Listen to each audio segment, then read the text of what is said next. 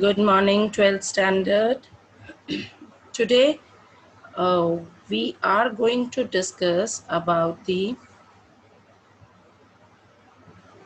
as I am sharing my screen with you, and all of you can see here that we have discussed in this chapter till the electrode potential. हमने बच्चे यहाँ तक आपका कर लिया था, ठीक है? So just have a look and yeah, 2 minutes. Give me 1 minute time. Yes. So in this one, we have already discussed about the measurement of electrode potential, and which is known as the standard hydrogen electrode, है ना?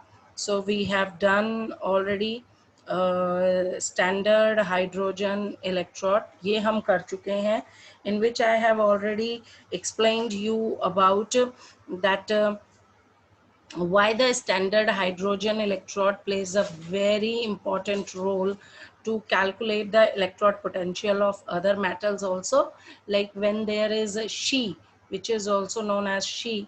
तो इसका बच्चे हमारा क्या होता है कि She को हम लेफ्ट हैंड साइड में रखते हैं और राइट हैंड साइड में हमें जिसका भी पोटेंशियल निकालना है हम उसको रखते हैं।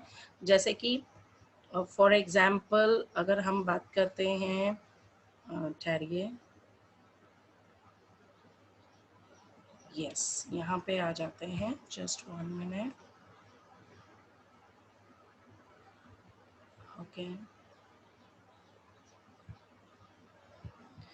ये देखिए, अगर हमारे को मेजर्ड ईएमएफ करना है किसका, कॉपर का, so in this one we put the hydrogen one electrode on the left hand side and copper one on the right hand side, and as all of us we know that the electrode potential of hydrogen is 0.00 volts, so the measured EMF of the copper cell that comes out to be 0.34 volts. Similarly, if want to calculate the electrode potential of zinc, then with reference or with corresponding to the standard electrode potential, which is of hydrogen, zinc gives a measured EMF of minus 0.76 volt. So from with the help of these we are able to find out the standard electrode potential of different metals, ठीक है? तो अलग अलग metals का हम क्या कर सकते हैं बच्चे, यहाँ पे आपका इलेक्ट्रोड पोटेंशियल कैलकुलेट कर सकते हैं. So this we have already discussed in our previous one lecture, and now today we are going to discuss about the what the Nernst equation. आज हम नंस्ट इक्वेशन की बात करेंगे, और नंस्ट इक्वेशन में मैं पहले आपको एक्सप्लेन कर देती हूँ कि किसी भी हम कह सकते हैं किसी भी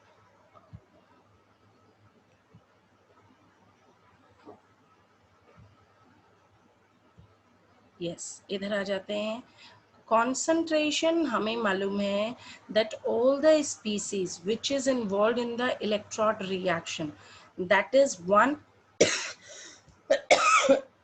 that is unity, and but it is not necessary कि हमारी concentration जो है वो हमेशा वन ही होनी चाहिए, ठीक है? तो नंस्ट इक्वेशन जो है या नंस्ट ने इलेक्ट्रॉड रिएक्शंस को एक रिलेशनशिप में कन्वर्ट किया था, and now we are going to show this. Mn positive plus n electron gives m. This is what? This is a reduction reaction, half shell reaction है, जो कि आपकी किस चीज की है, that is of your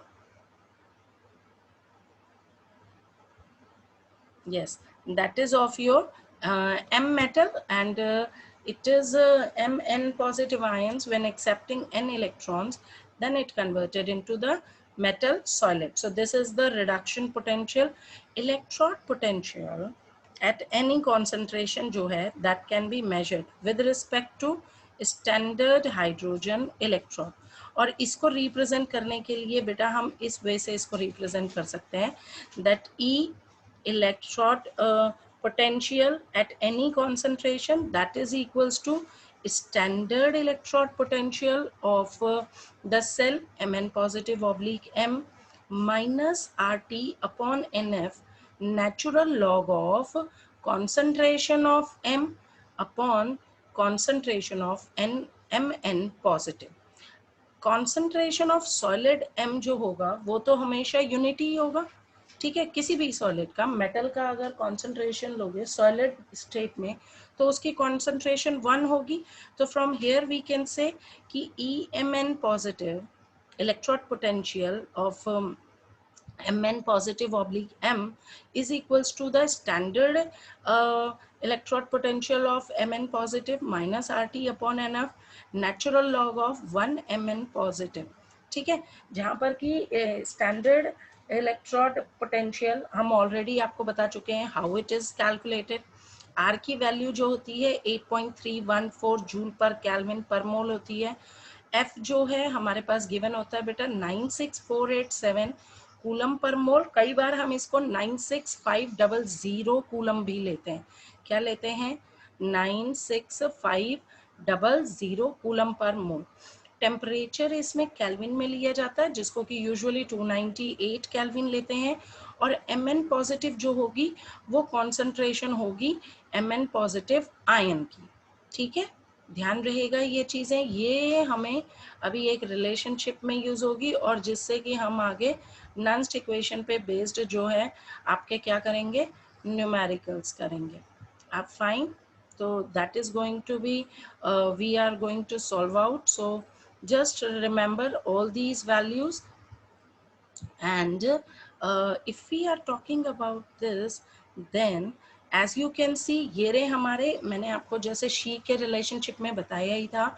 तो आयंस जो होते हैं बेटा ये जरूर ध्यान रखिएगा, आयंस जो होते हैं वो एक्वस स्पीसीज में होते हैं, वाटर जो है वो लिक्विड में होता है, और गैसेस और सॉलिड्स यूजुअली इन इक्वेशंस में जी और एस, गैसेस जी से और सॉलिड एस से क्या करते हैं, एक्सप्रेस करते हैं. ठीक है, now these are nothing but these are the standard electrode potential of different reactions. ठीक है, तो डिफरेंट मेटल्स और नॉन मेटल्स की स्टैंडर्ड इलेक्ट्रोड पोटेंशियल दी हुई हैं. ये हम ऑलरेडी आपको समझा चुके हैं कि अगर नेगेटिव ई नॉट की वैल्यू है तो इसका मतलब कि जो रिडॉक्स कपल है वो कैसा है, that is a stronger reducing agent. वो कैसा है, स्ट्रॉन्गर रिड्यूसिंग एजेंट.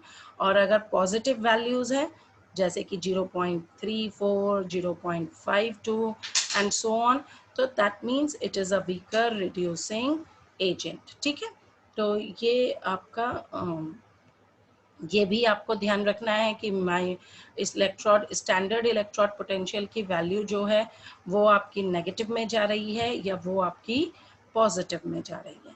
ठीक है, अब आ जाओ डैनियल सेल के ऊपर.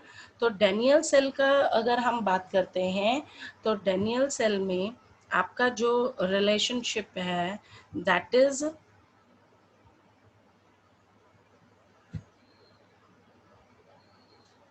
that is now for any given concentration of Cu2 positive और Zinc positive, Zn2 positive के लिए लिखना है तो electrode potential at any concentration of copper cell that is equals to standard electrode potential of copper cell minus RT upon 2F. Now 2F क्यों बेटा, तो obviously जो आपका Cu2 positive है वो कितने इलेक्ट्रॉन लेगा, Cu2 positive plus 2 electron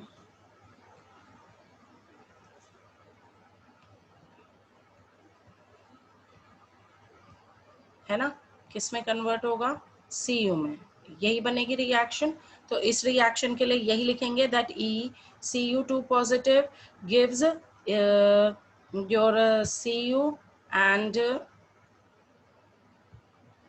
Cu minus RT upon 2F. NF था यहाँ पे, तो N means number of electrons, जितने भी नंबर ऑफ इलेक्ट्रॉन्स होंगे. तो 2F natural log of molar concentration copper की 1 हो जाएगी अपॉन Cu2 पॉजिटिव की कॉन्सेंट्रेशन। सिमिलरली अगर हम एनोड की बात करते हैं तो यहाँ पर जिंक सेल होगा, जिंक में भी वही चीज़ है बेटा, Zn2 positive plus 2 electron gives Zn, सो 2 इलेक्ट्रॉन ही है तो n की जगह पे 2 आ गया और ये बन गया Zn2 पॉजिटिव की कॉन्सेंट्रेशन। सो सेल पोटेंशियल हमने पहले ही कहा था, E cell is equals to E cathode minus E anode या E right minus E left. तो यहाँ पर आपकी इन दोनों की वैल्यूज लिख दीजिए आप। क्या लिख देंगे यहाँ पे, वैल्यूज लिख देंगे कि कितनी कितनी है, ठीक है। And that is what, that is equals to ये वाली वैल्यू ई कॉपर का आ गया हमारा पूरा, और ये हमारी किसकी है, जिंक की है। सो यहाँ पर कैलकुलेशन करने से क्या आएगा आपका, take it out common, E naught जो है वो दोनों का कॉमन ले लीजिए इसको, और minus E not zinc 2 positive Zn। तो ये हमारा यहाँ पर से ये देखिए हमने पहले ई नॉट निकाल लिए हैं माइनस आर टी, और फिर उसके बाद हम क्या कर रहे हैं, दैट इज आर टी और अपॉन 2f, ये हमने ये वाली वैल्यू ले ली upon minus natural log R T upon 2f, दोनों में कॉमन था, आर टी अपॉन 2f ये इसमें भी है और ये यहाँ पे भी है, तो ये भी कॉमन ले लिया आर टी अपॉन 2f, और फिर natural log of 1 by Cu2 positive minus natural log of 1 by Zn2 positive, molar concentration पे चला गया दोनों की। तो यहाँ से बच्चे हम ये कह सकते हैं that E cell is equals to, E cell is equals to E naught cell, E naught cell is what, E naught cell is E cathode minus E anode, यही होगा ना, E cathode minus E anode is equals to E naught cell minus R T upon n F भी ले सकते हो, natural log of Zn2 positive upon Cu2 positive, ठीक है। तो इसका मतलब कि ई सेल जो है वो डिपेंड करता है दोनों आयंस की कॉन्सेंट्रेशन पे, दोनों सेल्स के जो दोनों आयंस होते हैं उनकी कॉन्सेंट्रेशन पे डिपेंड करता है। ये Cu2 पॉजिटिव की कॉन्सेंट्रेशन के साथ इंक्रीज करेगा और Zn2 पॉजिटिव की कॉन्सेंट्रेशन के साथ डिक्रीज करेगा। सो नेचुरल लॉगरिथम को अगर हम बेस 10 में कन्वर्ट कर लेते हैं तो बच्चे, और आर एफ इन सब की वैल्यूज भी पुट अप कर लोगे, आर की वैल्यू, टी की वैल्यू और एफ की value, then after solving out ये आपकी इक्वेशन बनती है that E cell is equals to E naught cell minus 0.059 upon 2, माने कि upon n upon n log Zn2 positive concentration upon Zn copper 2 positive concentration. So from here we can say that यहाँ से हम क्या कह सकते हैं, that concentration of anode upon concentration of cathode, ठीक है जी। या आप इसको ऐसे भी कह सकते हो that concentration of product ions, जो कि आपकी प्रोडक्ट साइड में होगा, upon concentration of reactant ions. Clear है बेटा, ठीक है। तो that also you can write down here and this will become the final equation. ये हमारी क्या बन जाएगी, फाइनल इक्वेशन बन जाएगी आपकी Nernst equation. So what is the Nernst equation? Nernst equation is nothing but it is basically the what it is basically the E cell is equals to E naught cell minus 0.059 upon n log concentration of product ion upon concentration of reactant ion.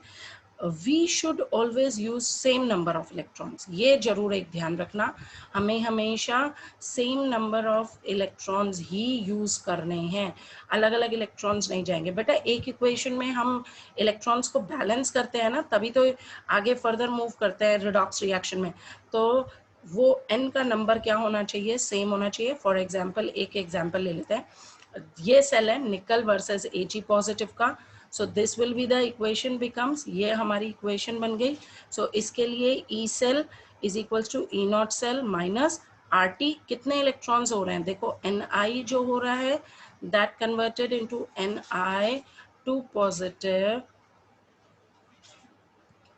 plus 2 electron, and 2 Ag positive plus 2 electron gives 2 Ag, है ना, ये दे रहे हैं।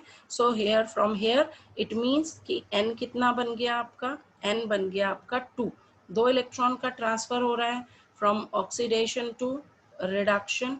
सो यहाँ पर हमने लिखा E cell is equals to E naught cell minus R T upon 2f natural log of Ni2 positive upon Ag2 positive, या इसको ऐसे भी कर सकते थे that E cell is equals to E naught cell minus 0.059 upon 2 log Ni2 positive upon Ag positive का square.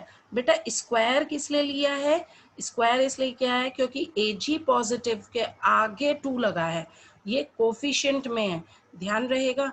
जो चीज आपकी कोफिशिएंट में होगी, किस में होगी, कोफिशिएंट में, ठीक है, ये कोफिशिएंट में लगा है, तो उसकी वैल्यू जो होगी वो कॉन्सेंट्रेशन की क्या बन जाएगी, पावर बन जाएगी।